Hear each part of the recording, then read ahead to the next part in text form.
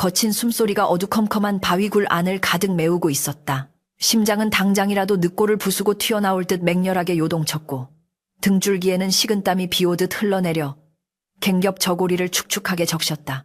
설화는 떨리는 손으로 자신의 부풀어 오른 유방을 움켜쥐고 있었다. 그녀의 품에는 갓 태어난 핏덩이 같은 호랑이 새끼 2마리가 맹목적인 본능으로 파고들며 젖을 찾고 있었다. 날카로운 유치루치가 연약한 살결을 스칠 때마다 소름 끼치는 전율과 함께 날카로운 통증이 전신을 관통했다. 그러나 설화는 비명조차 지를 수 없었다. 만약 지금 이 순간 어미 호랑이가 사냥해서 돌아온다면 자신의 목숨은커녕 뱃속에 있는 아이까지도 끔찍한 죽음을 맞이할 것이라는 공포가 그녀의 영혼을 짓눌렀기 때문이었다. 하지만 굶주림에 지쳐 낑낑거리는 이 작은 생명들을 외면하기에는 그녀 또한 잉태한 어미로서의 본능이 너무나도 강렬했다. 아가들아, 천천히 먹거라. 내 살이 뜯겨나가도 좋으니 제발 죽지만 말아다오. 설화는 입술을 깨물며 고통을 삼켰고 그녀의 젖꼭지에서는 희고 뽀얀 생명의 물줄기가 흘러나와 짐승의 입속으로 빨려 들어갔다. 이 기이하고도 위태로운 수유쇼루는 억겁과도 같은 시간처럼 느껴졌다. 동굴 밖에서는 북풍 한설이 몰아치며 나뭇가지를 세차게 흔들어 대고 있었고 그 소리는 마치 산신령이 노하여 울부짖는 소리처럼 들렸다. 설화의 배는 이미 남산만하여 거동조차 불편한 만삭의 몸이었다. 그녀 자신의 아이가 먹어야 할 귀한 초유를 짐승에게 내어주고 있다는 죄책감과 눈앞에서 꺼져가는 생명을 살려야 한다는 연민이 그녀의 내면에서 치열하게 싸우고 있었다. 호랑이 새끼들은 처음에는 낯선 어미의 냄새에 주춤거렸으나 따뜻한 젖이 입안에 감돌자 이내 허겁지겁 젖을 빨기 시작했다. 그들이 젖을 넘기는 꿀꺽꿀꺽하는 소리가 정적을 깨뜨릴 때마다 설화는 묘한 희열과 공포를 동시에 느꼈다. 그것은 인간과 짐승의 경계가 허물어지는 순간이었으며 동시에 가장 원초적인 모성애가 발현되는 순간이기도 했다. 그녀는 거칠고 털이 뻣뻣한 호랑이 새끼의 등을 조심스럽게 쓰다듬으며 뱃속에서 발길질을 해대는 자신의 아이에게 속삭였다. 우리가 덕을 쌓으면 네 아비도 무사히 돌아올 게다. 그러니 너도 조금만 참아다오. 시간을 조금 거슬러 올라가 해가 중천에 떠있을 무렵의 일이었다. 설화는 며칠째 입에 풀칠조차 하지 못한 채 산을 헤매고 있었다.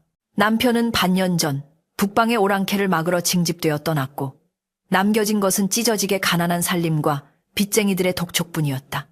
마을 사람들은 남편 없는 여자라며 수군거렸고 흉년이 들자 재수 옴붙은 년이라며 그녀에게 곡식 한 톨 나눠주지 않았다. 결국 설화는 무거운 몸을 이끌고 인적이 드문 깊은 산속까지 들어와야만 했다.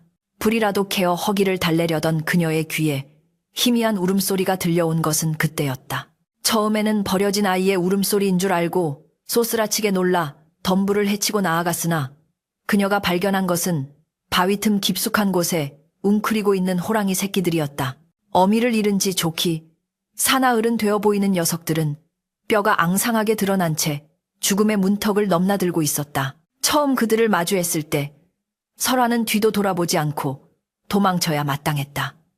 산중의 왕인 호랑이의 새끼를 건드린다는 것은 곧 죽음을 자초하는 일이나 다름없었다. 그녀는 공포에 질려 뒷걸음질 쳤으나 귓가를 때리는 애처로운 울음소리가 발목을 잡았다.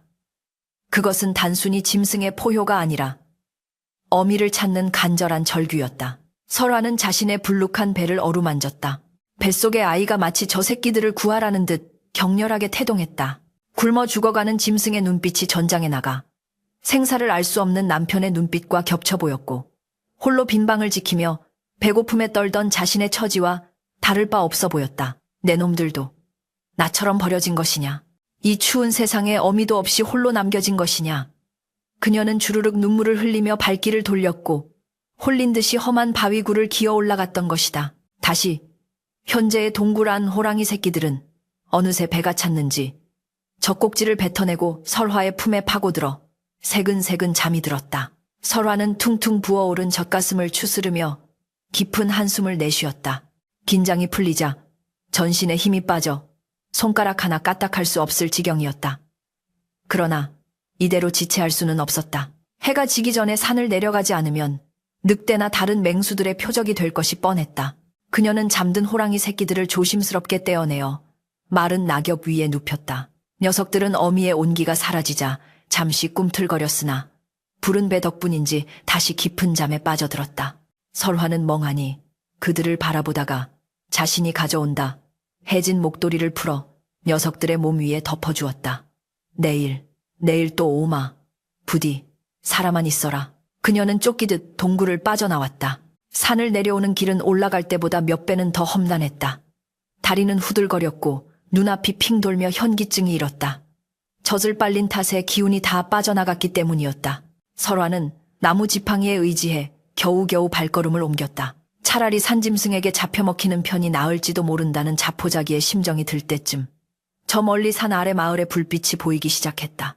그러나 그 불빛은 따스한 안식처가 아니라 또 다른 지옥의 입구처럼 느껴졌다. 마을 어귀에 다다랐을 때 험상궂은 표정의 산에 몇 명이 횃불을 들고 서성거리는 모습이 보였다. 그들은 마을의 지주인 최 부자의 하인들이었다. 설화는 본능적으로 몸을 웅크리고 덤불 뒤로 숨었다. 최 부자는 남편이 떠난 후부터 호시탐탐 설화가 경작하던 자그마한 밭대기를 노리고 있었고 최근에는 아예 노골적으로 첩이 되라고 강요하고 있었다. 그년이 분명 이쪽으로 올라갔다고 했는데 해가 지도록 내려오질 않는군. 우두머리 격인 하인이 횃불을 휘두르며 투덜거렸다. 혹시 산짐승 밥이 된 건 아닐까? 100가지 남산만한 년이 산속을 제 집처럼 드나드니 원. 옆에 있던 녀석이 낄낄거리며 맞장구를 쳤다. 죽었으면 차라리 잘된 일이지. 대감마님께서 그 땅을 차지하려고 얼마나 벼르고 계신데 괜히 시체라도 찾아서 장사 지내줄 생각 말고 그냥 내려가세. 그들의 대화는 비수가 되어 설화의 가슴에 꽂혔다. 인간이라는 작자들이 짐승보다 못하다는 사실에 치가 떨렸다. 설화는 입을 틀어막고 숨죽여 울었다. 호랑이 새끼조차 젖을 주면 고마워할 줄 아는데 같은 마을 사람들은 그녀의 불행을 빌고 있었다. 그녀는 그들이 사라질 때까지 꼼짝도 하지 않고 기다렸다. 차가운 밤이슬이 그녀의 어깨를 적셨고 뱃속의 아이가 불안한 듯 꿈틀거렸다. 그날 밤 설화는 낡은 초가집 부엌 아궁이 앞에 앉아 식어 빠진 보리밥 덩어리를 씹으며 다짐했다. 세상이 나를 버리고 사람들이 나를 짓밟더라도 나는 살아서 이 아이를 낳을 것이라고. 그리고 산속에 남겨두고 온 저 가엾은 생명들도 끝까지 지켜낼 것이라고. 그녀의 젖가슴은 짐승이 핥히고 간 상처로 쓰라렸지만 이상하게도 마음 한구석에는 뜨거운 불덩이가 자리 잡은 듯 든든했다. 그것은 아마도 자신이 누군가에게 필요한 존재가 되었다는 생명을 살려냈다는 자부심 때문이었으리라. 설화는 부엌 구석에 놓인 낡은 항아리를 열어보았다. 남편이 떠나기 전 숨겨두었던 꿀 한 단지가 보였다. 그녀는 내일 산에 갈 때 꿀물을 타서 가져가기로 마음먹었다. 젖이 잘 나오려면 자신부터 잘 먹어야 했다. 하지만 운명은 그녀에게 평온한 밤을 허락하지 않았다. 새벽녘 설핏 잠이 들었던 설화는 밖에서 들려오는 요란한 꽹과리 소리에 눈을 떴다. 마을 사람들이 웅성거리는 소리와 함께 누군가가 대문을 걷어차는 소리가 들렸다. 이복의 설화네 자네 거기 있는가? 이장의 다급한 목소리였다. 설화가 놀란 가슴을 쓸어내리며 방문을 열고 나가자 횃불을 든 마을 사람들이 마당을 가득 메우고 있었다. 그들의 눈빛에는 공포와 적개심이 서려 있었다. 이장이 떨리는 손으로 뒷산을 가리키며 외쳤다. 어젯밤 김진산에 외양간이 털렸네. 소 한 마리가 감쪽같이 사라지고 핏자국만 남았어. 산군, 산준이 내려온 게야. 산군, 그것은 호랑이를 뜻했다. 사람들은 수군거리며 설화를 힐끔거렸다. 어제 산에 올라갔다 온 유일한 사람이 바로 그녀였기 때문이었다. 자네 혹시 산에서 뭐 본 것 없는가? 어제 산에 들어갔다지 않았나? 사람들의 의심 가득한 눈초리가 설화를 향해 쏟아졌다. 그녀의 심장이 다시금 쿵 하고 내려앉았다. 그녀가 살려낸 새끼들의 어미가 드디어 돌아온 것일까? 횃불의 붉은 혀가 어둠을 핥으며 설화의 창백한 얼굴을 비추었다. 마을 사람들의 시선은 마치 날카로운 화살촉처럼 그녀의 전신을 겨누고 있었다. 이장의 추궁에 설화는 마른 침을 삼켰다. 목구멍이 타들어가는 듯한 갈증과 함께 젖가슴에서는 찌릿한 통증이 느껴졌다. 젖이 차올라 팽팽해진 유방이 옷깃에 스칠 때마다 비명을 지르고 싶은 심정이었다. 저는 아무것도 보지 못했습니다.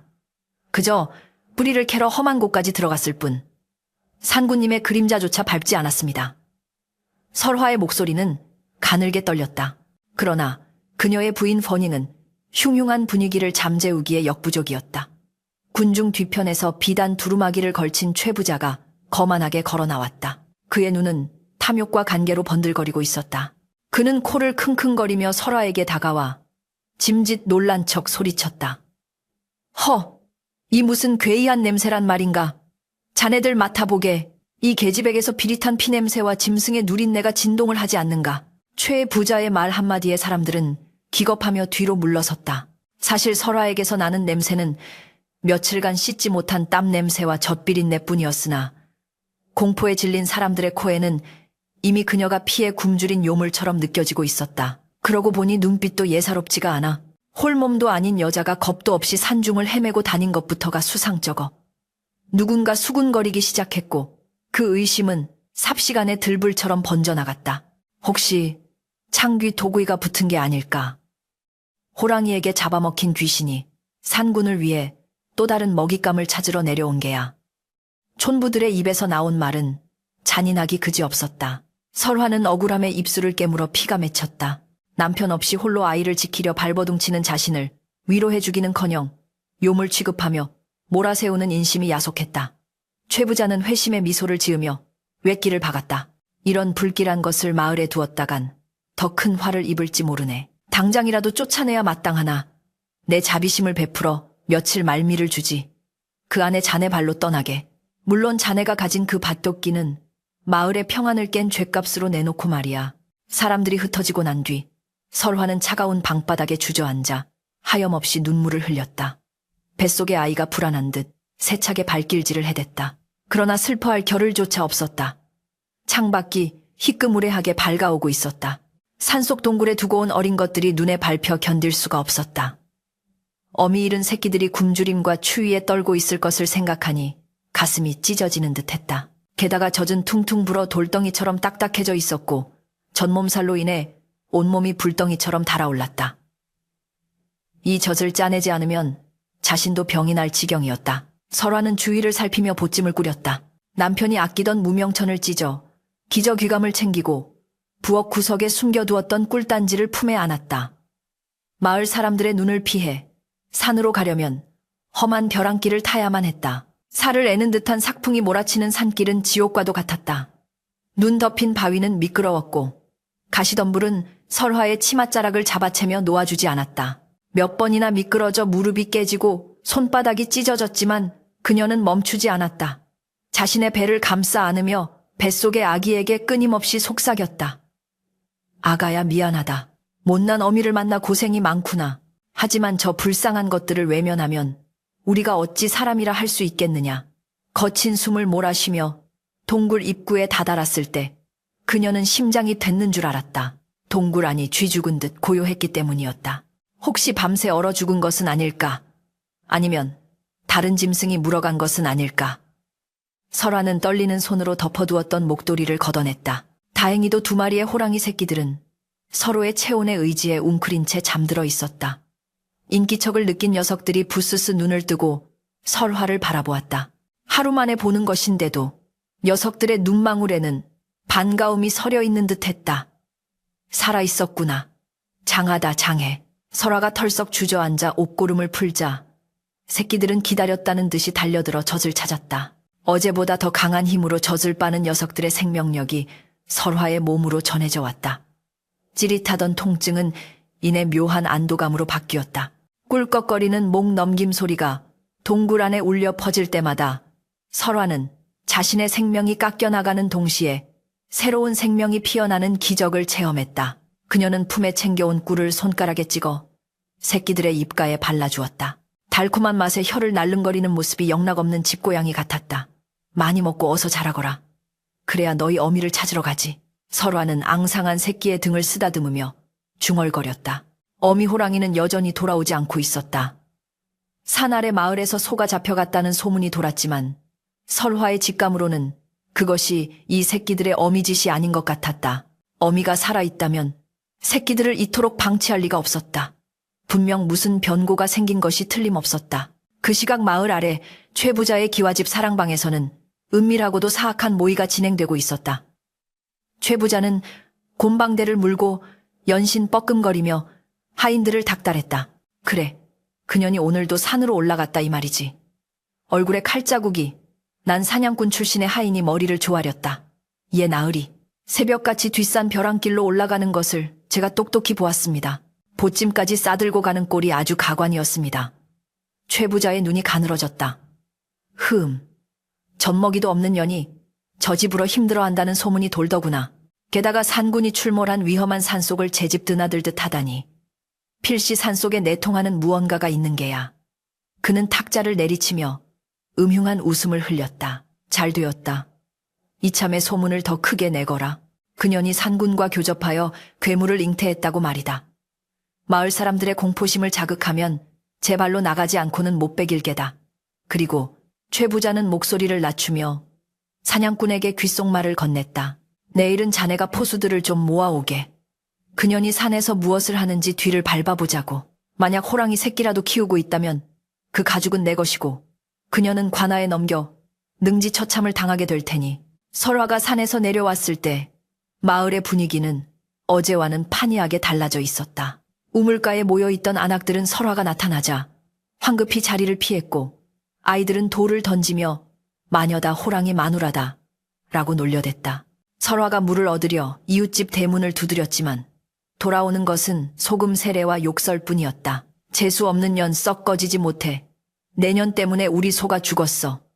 닫힌 대문 앞에서 설화는 망부석처럼 서 있었다. 굶주림보다 더 고통스러운 것은 사람들의 멸시와 고립이었다. 그녀는 짐승을 살리기 위해 자신의 젖을 내어주고 있었지만 사람들은 그녀를 짐승보다 못한 존재로 취급하고 있었다. 이 아이러니한 상황 속에서 설화의 마음속에는 오기가 생겨났다. 그래, 너희들이 나를 버린다면 나도 너희를 의지하지 않겠다. 내 힘으로 내 방식대로 살아남을 것이다. 그날 밤 설화는 헛간을 뒤져 녹슨 낫 한 자루를 찾아냈다. 그리고 남편이 남기고 간 낡은 도포를 꺼내 수선하기 시작했다. 배는 점점 불러와 숨쉬기조차 힘들었지만 그녀의 손놀림은 멈추지 않았다. 산속의 새끼들은 하루가 다르게 자라고 있었다. 이제는 젖만으로는 부족할 터였다. 설화는 내일 산에 갈 때 토끼라도 한 마리 잡아야겠다고 생각했다. 살생을 싫어하는 그녀였지만 살리기 위해서는 죽여야 하는 것이 자연의 섭리임을 깨달아가고 있었다. 사흘이 지나고 나흘이 지났다. 설화는 마치 그림자처럼 마을과 산을 오갔다. 그녀의 몸은 눈에 띄게 야위어 갔다. 뺨은 움푹 패고 눈 밑은 검게 죽었지만 눈동자만은 형형하게 빛났다. 호랑이 새끼들은 이제 제법 살이 올라 털에 윤기가 흐르기 시작했다. 녀석들은 설화의 발소리만 들려도 동굴 입구까지 마중을 나왔고 그녀의 치맛자락을 물고 장난을 치기도 했다. 설화에게 그들은 더 이상 맹수가 아니었다. 세상 끝까지 그녀를 믿고 따르는 유일한 가족이었다. 어느 날 오후 녀석들에게 젖을 물리고 멍하니 동굴 밖을 바라보던 설화의 눈에 기이한 광경이 들어왔다. 눈 덮인 건너편 능선에서 거대한 그림자가 비틀거리며 움직이고 있었다. 바람을 타고 비릿한 피냄새와 함께 짐승의 거친 숨소리가 희미하게 들려왔다. 새끼들이 젖을 빨다 말고 고개를 번쩍 들었다. 녀석들의 코가 벌름거리더니 구슬픈 소리로 울기 시작했다. 그것은 어미였다. 하지만 위풍당당한 산군의 모습이 아니었다. 한쪽 다리는 덫에 걸려 너덜거렸고 옆구리에는 창에 찔린 듯한 깊은 상처가 입을 벌리고 있었다. 붉은 선혈이 하얀 눈 위에 뚝뚝 떨어지며 끔찍한 궤적을 그리고 있었다. 어미 호랑이는 동굴을 향해 필사적으로 기어오고 있었다. 죽음을 앞둔 짐승의 마지막 귀소 본능이었다. 설화는 공포심도 잊은 채 자리에서 벌떡 일어났다. 새끼들이 어미를 향해 달려나가려 하자 설화는 본능적으로 녀석들을 막아섰다. 지금 저 상태의 어미는 제정신이 아닐 수도 있었다. 부상당한 맹수는 그 무엇보다 위험했다.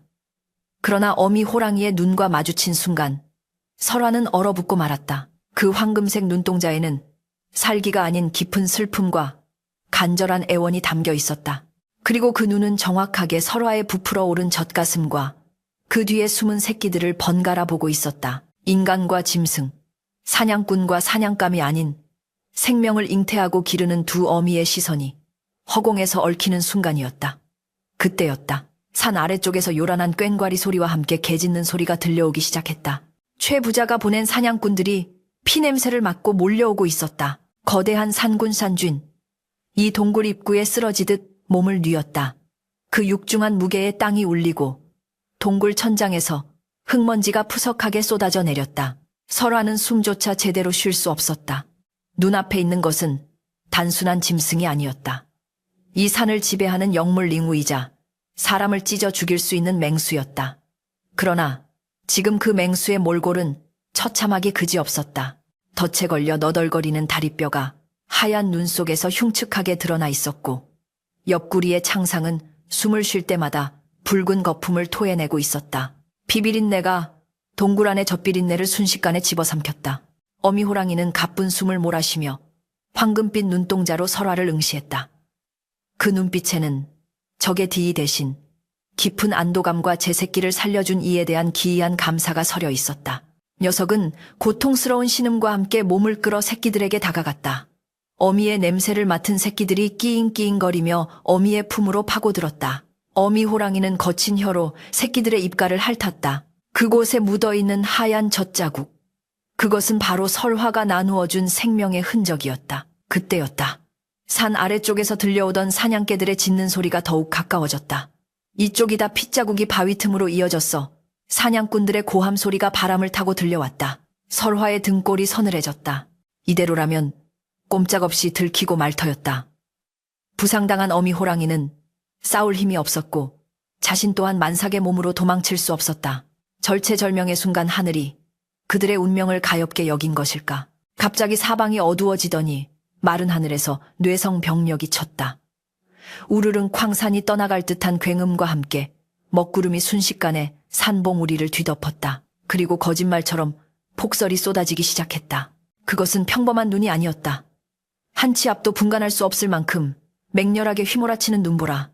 바로 대설다쉐이었다. 바람은 짐승의 울음소리처럼 윙윙거리며 사냥꾼들의 횃불을 꺼뜨렸고 갓 찍힌 핏자국과 발자국을 하얀 눈으로 순식간에 지워버렸다. 젠장. 갑자기 날씨가 왜 이래? 동굴 저 밑에서 당황한 사냥꾼들의 목소리가 들려왔다. 앞이 보이질 않아. 이러다간 우리가 얼어 죽겠어. 일단 철수해. 산신령이 노한 게 틀림없어. 개들이 낑낑거리며 꼬리를 내렸고 사람들의 발소리는 점차 멀어져 갔다. 설화는 그제야 참고 있던 숨을 토해냈다. 다리가 풀려 바닥에 주저앉았다. 그러나 안도감도 잠시 뱃속에서 무언가가 툭 하고 끊어지는 소리가 들렸다. 이어 뜨거운 액체가 다리 사이로 왈칵 쏟아져 내렸다. 양수가 터진 것이었다. 극심한 공포와 긴장이 산통산통을 앞당긴 것이다. 설화의 얼굴이 사색이 되었다. 아, 안 돼. 지금은 안 돼. 그녀는 배를 움켜쥐고 신음했다. 하지만 배를 쥐어짜는 듯한 통증은 파도처럼 밀려와 그녀의 의식을 갉아먹기 시작했다. 차가운 바위굴 도와줄 사람 하나 없는 고립된 공간에서 해산재산이 시작된 것이다. 밖에서는 눈보라가 더욱 거세게 몰아쳐 동굴 입구마저 하얗게 막아버릴 기세였다. 냉기가 동굴 안으로 스며들어 뼈마디를 시리게 했다. 설화는 본능적으로 몸을 웅크렸다. 어머니, 여보. 고통에 찬 비명이 입 밖으로 터져 나왔다. 허리가 끊어질 듯한 아픔에 그녀는 바닥의 흙을 손톱이 빠지도록 긁어댔다. 식은땀이 비오듯 흘러내려 추위와 맞물려 그녀의 체온을 급격히 떨어뜨렸다. 이대로 가다간 아이를 낳기도 전에 얼어 죽거나 기력이 다해 죽을 수도 있었다. 눈앞이 가물거리고 정신이 혼미해지는 와중에 그녀는 누군가가 자신의 곁으로 다가오는 것을 느꼈다. 거대하고 따뜻한 무언가가 그녀의 등 뒤를 감싸 안았다. 그것은 바로 어미 호랑이였다. 부상당한 어미 호랑이는 자신의 고통을 참아내며 피 흘리는 몸을 이끌고 설화의 등 뒤로 다가와 굴리를 틀었다. 짐승의 높은 체온이 설화의 차가운 등을 덮여주기 시작했다. 호랑이는 거친 숨을 몰아쉬면서도 마치 자신도 함께 아이를 낳는다는 듯 낮은 울음소리로 설화의 고통에 화답했다. 그르릉, 그르릉.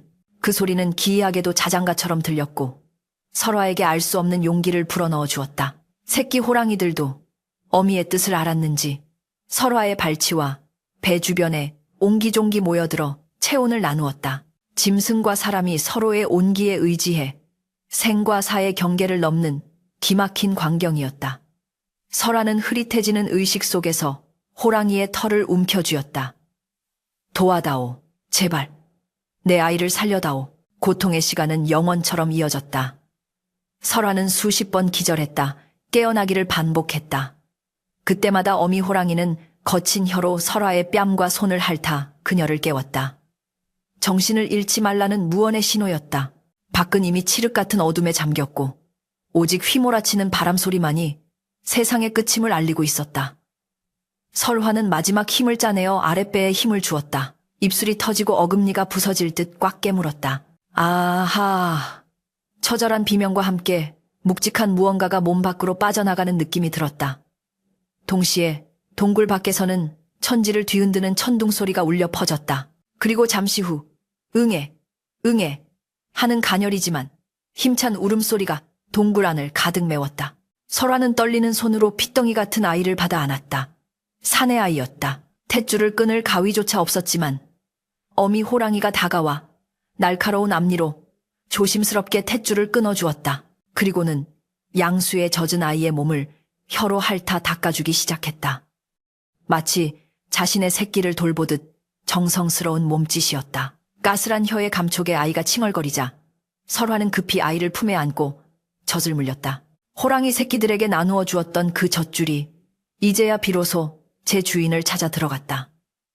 아이가 젖을 빨기 시작하자 설화의 몸에 다시금 따스한 기운이 퍼져나갔다. 그녀는 눈물을 흘리며 아이의 이마에 입을 맞추었다. 고맙다. 살아주어서 고맙다. 그녀의 시선이 어미 호랑이와 마주쳤다. 호랑이는 지친 기색이 역력했지만 그 눈빛만은 그윽하고 평온했다. 설화는 호랑이의 목을 끌어안고 오열했다. 짐승이라 천대받던 존재가 사람들에게 버림받은 자신과 아이를 살려낸 것이다. 밤새 눈보라는 멈추지 않았지만 동굴 안은 훈훈했다. 어미 호랑이는 자신의 상처에서 흐르는 피를 멈추지 못한 채 점점 쇠약해져 갔지만 설화와 아이를 감싸 안은 자세를 풀지 않았다. 설화는 자신의 저고리를 찢어 호랑이의 상처를 동염해 주었다. 미물이라도 은혜를 아는데 사람이 되어 어찌 모르겠니? 네가 내 생명의 은인이다. 설화의 손길에 호랑이는 나지막이 그르릉 소리를 내며 눈을 감았다. 설화의 품에는 갓 태어난 아기가, 그 곁에는 호랑이, 새끼 2마리가, 그리고 그들을 감싸 안은 어미 호랑이가 한 덩어리가 되어 잠이 들었다. 세상의 법도와 상식을 뛰어넘은 기묘하고도 성스러운 가족의 탄생이었다. 다음 날 아침, 눈보라가 잦아들고 동굴 밖으로 눈부신 햇살이 들이쳤다. 온 세상이 하얗게 뒤덮인 설국 쇠고이었다. 설화는 부스스 눈을 떴다. 품속의 아이는 곤히 잠들어 있었고 호랑이 새끼들도 설화의 치맛자락을 베고 자고 있었다. 하지만 어미 호랑이의 상태가 심상치 않았다. 밤새 너무 많은 피를 흘린 탓인지 호랑이의 몸은 싸늘하게 식어가고 있었다. 숨소리는 거칠고 불규칙했다. 설화는 가슴이 철렁 내려앉았다. 일어나거라. 어서 일어나거라. 내 새끼들을 두고 이리 가면 어찌한단 말이냐. 설화가 호랑이의 머리를 흔들며 울부짖었다. 어미 호랑이는 힘겹게 눈꺼풀을 들어 올려 설화를 바라보았다.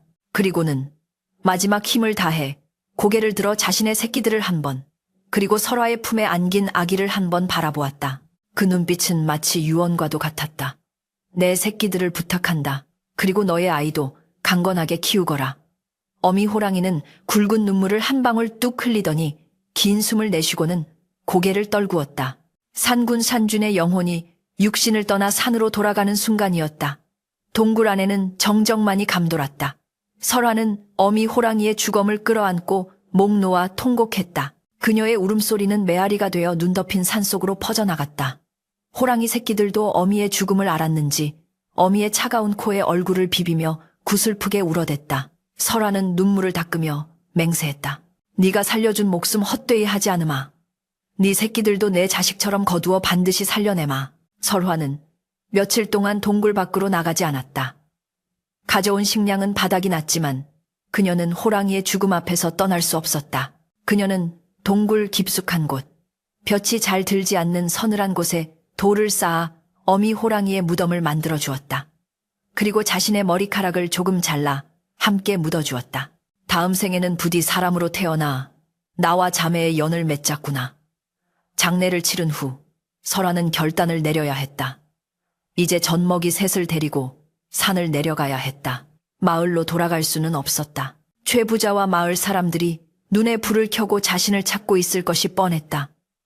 게다가 호랑이 새끼들까지 데리고 마을로 가는 것은 자살 행위나 다름없었다. 그녀는 산 너머 깊은 골짜기에 있는 버려진 화전민 터를 떠올렸다. 그곳이라면 사람들의 눈을 피해 숨어 지낼 수 있을지도 몰랐다. 설화는 강보에 싼 아기를 등에 업고 양팔에는 호랑이 새끼 2마리를 안았다. 갓 출산한 몸이라 뼈마디가 쑤시고 다리가 후들거렸지만 그녀의 눈빛은 그 어느 때보다 강인했다. 그녀는 어미 호랑이의 무덤을 향해 마지막 절을 올렸다. 산구님, 굽어 살펴주소서. 우리 네 식구 살아서 훗날을 도모할 수 있게 지켜주소서. 설화가 동굴 밖으로 발을 내디디자 쌓인 눈 위로 새로운 발자국이 찍혔다. 그것은 한 여인의 발자국이 아니라 험난한 운명에 맞서는 위대한 어머니의 첫걸음이었다. 그러나 그녀가 모르는 사실이 하나 있었다. 최 부자가 고용한 끈질긴 사냥꾼들이 폭설이 멈추자마자 다시 산을 오르기 시작했다는 것을, 그리고 그들의 손에는 짐승을 잡는 창뿐만 아니라 화승총 호승줄이 들려있다는 것을. 눈 덮인 사냐는 고요하다 못해 적막했다. 그 적막을 깨는 것은 오직 설화의 거친 숨소리와 눈을 밟는 뽀드득 소리뿐이었다. 설화는 산짐승처럼 네 발로 기어가다시피 하며 가파른 능선을 오르고 있었다. 등에는 갓 태어난 핏덩이 아들을 업고 품에는 2마리의 호랑이 새끼를 안은 채였다. 뼈마디가 으스러질 듯한 고통이 전신을 휘감았지만 멈출 수는 없었다. 등 뒤에서 들려오는 사냥개들의 짖는 소리가 점점 가까워지고 있었기 때문이었다. 그것은 마치 지옥의 사자들이 영혼을 거두러 오는 소리처럼 들렸다. 설화가 찾아든 곳은 산 중턱에 위태롭게 매달린 버려진 화전민의 오두막이었다. 지붕은 반쯤 무너져 하늘이 뻥 뚫려 있었고 흙벽은 허물어져 바람이 숭숭 들어왔지만 지금 당장 몸을 숨길 수 있는 유일한 곳이었다. 설화는 썩은 나무 문짝을 밀어 닫고 구석에 쌓인 지푸라기 위로 쓰러지듯 몸을 뉘었다. 아가들아, 조금만 참거라. 여기서 잠시 숨을 돌리고 다시 가자꾸나. 설화는 덜덜 떨리는 손으로 강보를 풀었다. 아기는 배고픔에 지쳐 칭얼거렸고 호랑이 새끼들도 어미 잃은 슬픔과 허기짐에 낑낑거렸다. 설화는 저고리를 풀어 헤쳤다. 찬바람에 살케지 묻지만 부풀어 오른 젖가슴에서는 여전히 따뜻한 생명의 물줄기가 흘러나왔다. 그녀는 왼쪽 젖은 아들에게, 오른쪽 젖은 호랑이 새끼들에게 번갈아 물리며 눈물을 삼켰다. 이 젖을 먹고 힘을 내거라. 살아야 한다. 무슨 일이 있어도 살아야 해.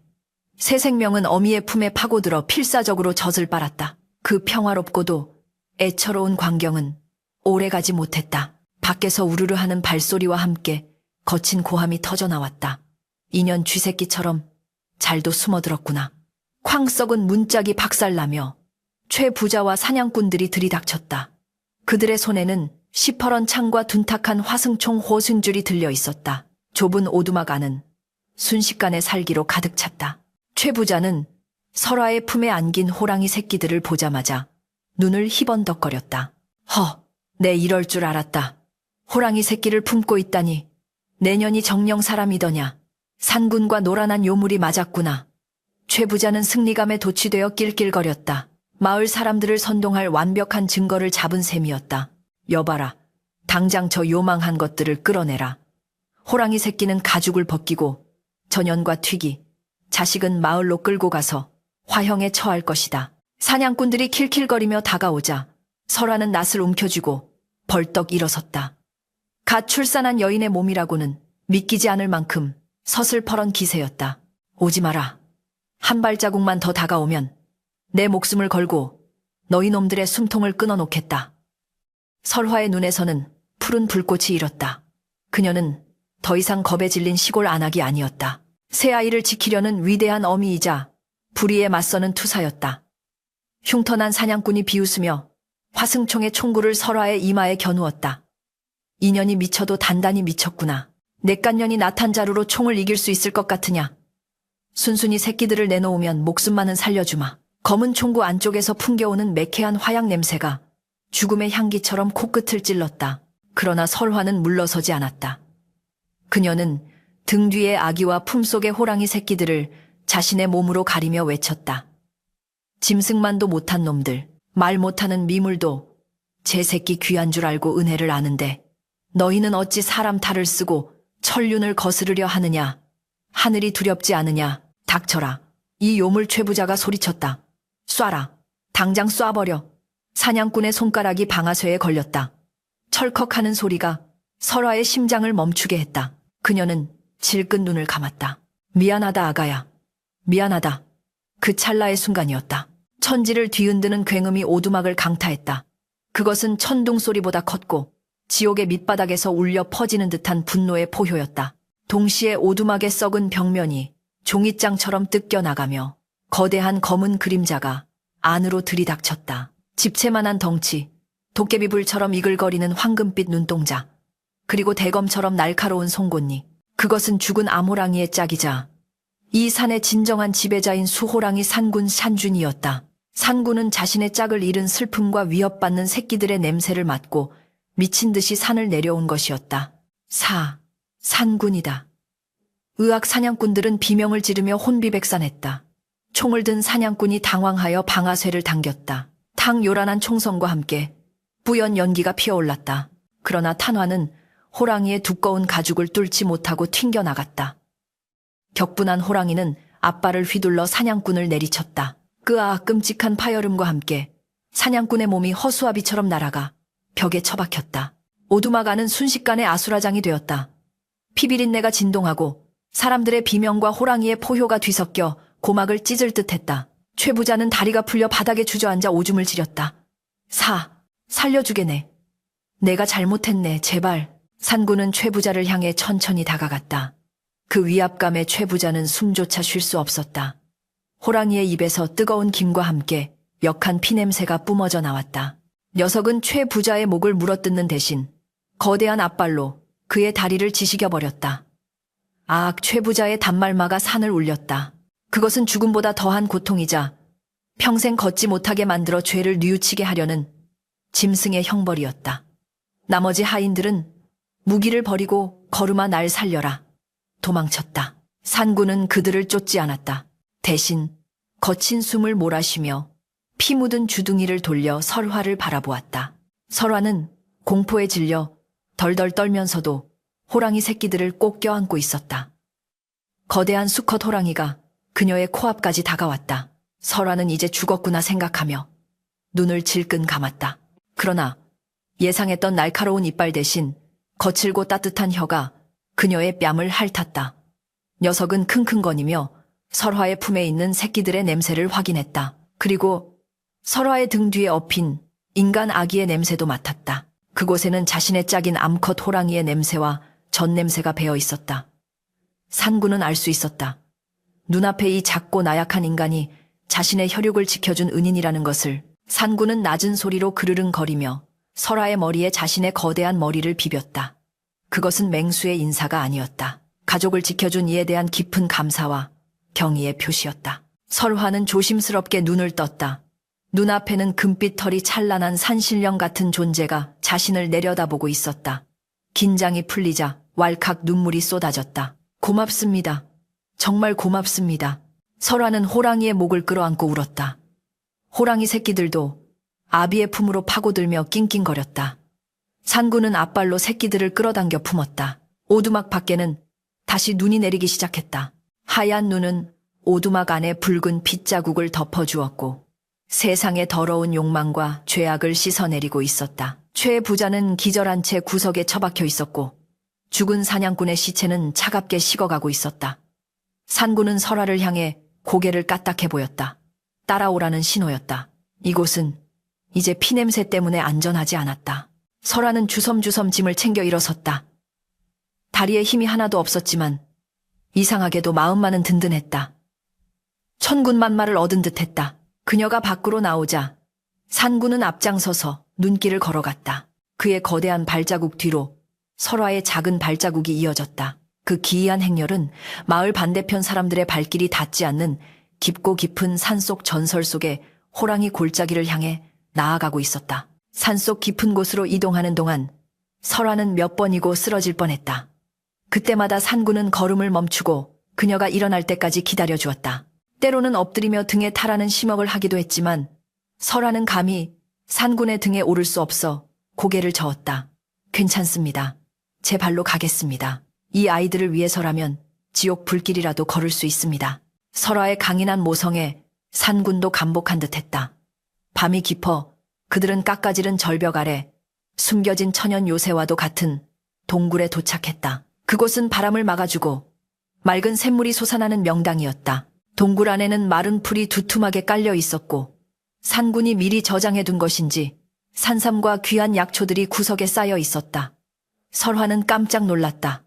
이 귀한 것을 산군은 앞발로 산삼 한 뿌리를 밀어 설화 앞으로 가져왔다. 출산 후 기력이 쇠한 그녀를 위한 선물이었다. 설화는 눈물을 글썽이며 산삼을 씹어 삼켰다. 쌉싸름한 즙이 목을 타고 넘어가자 온몸에 뜨거운 기운이 퍼지며 기력이 솟아나는 듯했다. 그녀는 다시 젖을 돌게 하여 아이와 호랑이 새끼들에게 먹였다. 산군은 동굴 입구에 엎드려 밖을 감시했다. 든든한 파수꾼이자 가장 강력한 보호자였다. 그날 밤 설화는 기이한 꿈을 꾸었다. 꿈속에서 죽은 암호랑이가 나타나 사람의 말로 그녀에게 속삭였다. 내 아이들을 거두어 주어 고맙소. 내 지아비가 그대와 그대의 아이를 끝까지 지킬 것이오. 부디 행복하게 사시오. 암호랑이는 환한 빛속으로 사라졌고 설화는 미소를 지으며 잠에서 깼다. 아침 햇살이 동굴 안을 비추고 있었다. 산군은 사냥을 나갔는지 보이지 않았지만 동굴 앞에는 갓 잡은 산토끼와 굼이 놓여 있었다. 설화는 짐승이 차려준 아침상을 보며 쓴웃음을 지었지만 가슴 한구석은 벅차올랐다. 인간 세상에서 버림받은 그녀였지만 이곳 자연 속에서는 그 누구보다 귀한 대접을 받고 있었다. 한편 마을은 발칵 뒤집혔다. 최 부자가 반병신이 되어 하인들에게 엎혀 내려오고 사냥꾼이 끔찍한 시체로 발견되자 공포가 마을을 집어삼켰다. 산신령이 노했다. 설화 그년이 산신령의 며느리가 된 게야. 사람들은 두려움에 떨며 설화의 이름조차 입에 올리기를 꺼려했다. 최 부자는 다리가 썩어 들어가는 고통 속에서 매일 밤 악몽에 시달리며 비명을 질러댔다. 호랑이다. 호랑이가 온다. 잘못했다. 내 땅을 다 가져가라. 그의 탐욕이 부른 처참한 말로였다. 세월은 유수료새와 같이 흘렀다. 동굴에서의 삶은 녹록지 않았지만 설화에게는 가장 평화로운 시절이었다. 그녀의 아들 강산장산. 은호랑이 젖 형제들과 뒹굴며 무럭무럭 자랐다. 강산이 걸음마를 뗄 때 호랑이들은 곁에서 보폭을 맞춰주었고 강산이 옹알이를 할 때 호랑이들은 그르릉 소리로 대꾸해 주었다. 아이는 인간의 언어보다 짐승의 언어를 먼저 배웠고 두려움보다는 용맹함을 먼저 익혔다. 산군은 강산에게 사냥하는 법과 산을 타는 법을 가르쳤고 설화는 그들에게 인간의 도리와 따뜻한 마음을 가르쳤다. 어느덧 겨울이 지나고 꽃 피는 춘 3월이 돌아왔다. 호랑이 새끼들은 이제 제법 맹수의 태가 나는 중호랑이로 자라났고 강산도 포동포동한 우량아가 되었다. 설화는 이제 떠날 때가 되었음을 직감했다. 아이를 언제까지나 산속에서 짐승처럼 키울 수는 없는 노릇이었다. 게다가 남편이 돌아올지도 모른다는 희망이 그녀를 기다리고 있었다. 설화가 짐을 꾸리던 날 산군은 말없이 그녀의 곁을 지켰다. 녀석은 알고 있었다. 인간은 인간의 세상으로 돌아가야 한다는 것을. 산군은 동굴 깊숙한 곳에서 무언가를 물어왔다.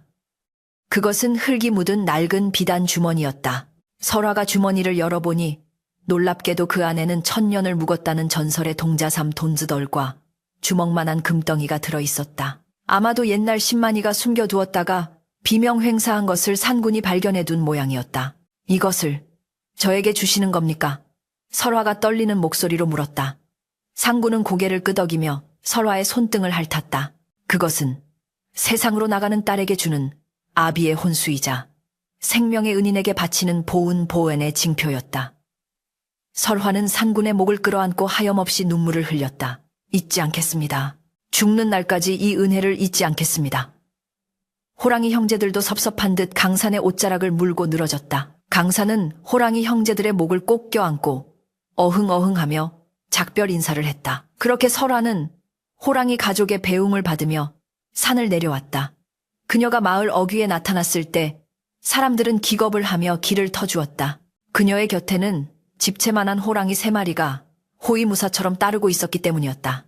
설화가 마을을 빠져나가 큰 길로 접어들자 산군과 호랑이 형제들은 더 이상 따라오지 않고 바위 위에 올라서서 그녀의 뒷모습을 지켜보았다. 설화가 뒤를 돌아보며 손을 흔들자 산군이 하늘을 향해 길게 포효했다. 어흥.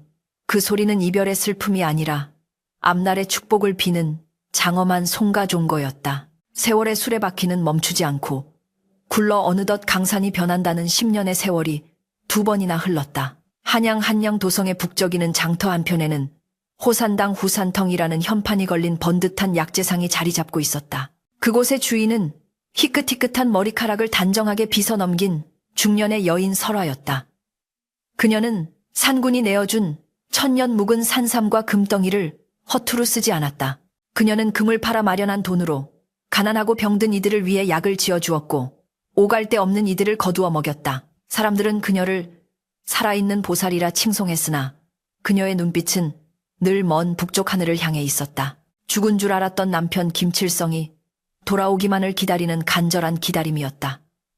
그녀의 곁에는 장성한 아들 강산이 든든한 버팀목이 되어주고 있었다. 강산은 떡 벌어진 어깨와 우람한 체격을 지닌 헌헌장부 흰캔정프로 자라났다. 그의 눈매는 날카롭되 깊이가 있었고 걸음걸이에는 호랑이의 위엄이 서려 있어 감히 범접할 수 없는 기운을 풍겼다. 어느 늦가을 해질녘 호산당의 문을 두드리는 이가 있었다. 남루한 옷차림에 한쪽 다리를 저는 늙은 거린이었다. 점원은 그를 쫓아내려 했으나 장부를 정리하던 설화가 급히 뛰어나와 점원을 말렸다. 누구든 배고픈 이는 먹여보내는 것이 이곳의 법도다. 어서 들어오시게 하라. 거린은 떨리는 손으로 설화가 내어준 국밥 그릇을 비웠다. 그리고는 쉰 목소리로 입을 열었다. 혹시 고향이 저 아래 산골 마을 아니시오? 칠성이라는 사내를 아시오? 설화의 손에서 국자 그릇이 쨍그랑하고 떨어졌다. 바닥에 흩어진 파편보다 더 산산조각 났던 그녀의 심장이 다시 뛰기 시작했다. 거린이 고개를 들어 설화를 바라보았다. 풍파에 찌들어 주름진 얼굴이었지만 그 눈빛만은 잊을 수 없는 남편의 것이었다. 여보, 정녕 당신이요. 두 사람은 서로를 부둥켜 안고 통곡했다. 전쟁터에서 포로가 되어 오랑캐 땅으로 끌려갔다가 10수년 만에 목숨을 걸고 탈출하여 고향으로 돌아온 남편이었다. 마을은 폐허가 되었고 아내는 사라졌다는 소식에 절망하며 전국을 떠돌다 호랑이의 전설을 듣고 이곳까지 찾아온 것이었다. 가족의 재회는 눈물겨웠다. 강산은 처음 보는 아버지에게 큰 절을 올렸다. 김칠성은 호랑이 젖을 먹고 자랐다는 아들의 늠름한 모습을 보며 감격에 겨워 말을 잇지 못했다. 내 비록 헛된 세월을 보냈으나 하늘이 나를 버리지 않아 이토록 훌륭한 아들과 지엄이를 다시 보게 되었구나. 그날 밤 호산당의 불은 꺼지지 않았다. 설화는 남편에게 그간의 기이한 사연을 밤새 들려주었다. 산군의 은혜, 호랑이, 형제들과의 동거, 그리고 그들이 준 선물로 일군, 지금의 삶까지. 이야기를 듣는 내내 김칠성은 놀라움과 고마움에 눈시울을 붉혔다. 짐승이 사람보다 낫다는 옛말이 그르지 않소. 그들이 내 처자식을 살렸으니 내 남은 생은 그 은혜를 갚으며 살리다. 이듬해 나라의 경사가 났다. 조정에서 무과 우커를 실시하여 인재를 뽑는다는 방이 붙은 것이다. 강산은 아버지와 어머니의 격려 속에 시험에 응시했다. 시험장에 들어선 강산의 무예는 타의 추종을 불허했다. 그가 활을 쏘면 백발백중이었고 창을 휘두르면 바람을 가르는 소리가 호랑이의 포효와 같았다. 특히 기마술 기마슛과 힘을 겨루는 시합에서는 적수가 없었다. 마치 산속을 누비던 야생의 본능이 되살아난 듯했다. 심사관들은 입을 다물지 못했다. 저자는 사람이 아니라 산군이 환생한 것 같구나.